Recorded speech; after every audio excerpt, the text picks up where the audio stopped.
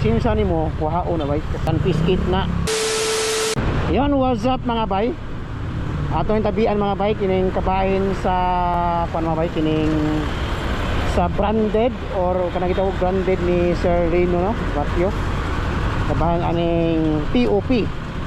Sa mga madakpan diha nga TOP, ang mga lisensya dili na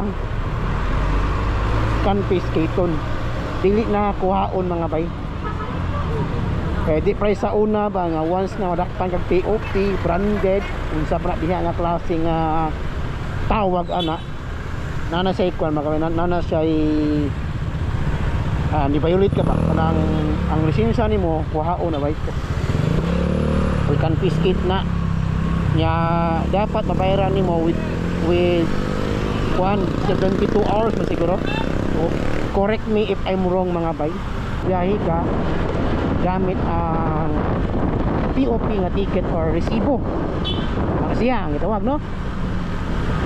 Nya karon ang nakaningot karon mga bay, ang imuhang lisensya dili na siya kuhaon sa HPG, LTO. Isyuhan na kanila og TOP pero lisensya nimo na gihapon nimo dili siya kuhaon na. Ang nakaningot pagid mga bay, dapat mabayaran nimo ang imuhang violation within 15 working days. So ang pasabot ng 15 working days mga bay, walay labot ang Sabado o Domingo. Unlike sa una, appeal ang Sabado o Domingo. So walay labot ang Sabado o Domingo. So nabaktan ng Biyernes, sugod kag ihap ato sa Lunes, one ana like that. Exit sa Saturday and Sunday or weekend. Basta 15 working days. Taas to kag kanang ano para maka-save kag money para mabayaran nimo imong violation.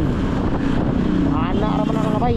Ako ning gi-vlog mga bay para ma-aware ang mga kauban natong riders nga wala ay kalibutan or basin na apoy mga taga HPG or taga LTO or any mga i-apprehend nimo nga authorized na mo confiscate sa una, mga deputized enforcer nga way kalibutan ikuha imong lisensya.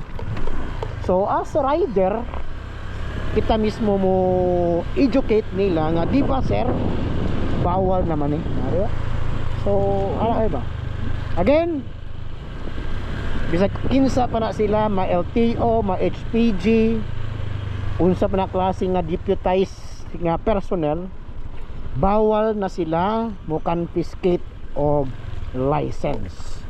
Tagaan na kanila og resibo or TOP nya dapat bayaran nimo within 15 working days. Kana ra mga bay. Wala lang. Peace out. Ako ang TO, ang bande.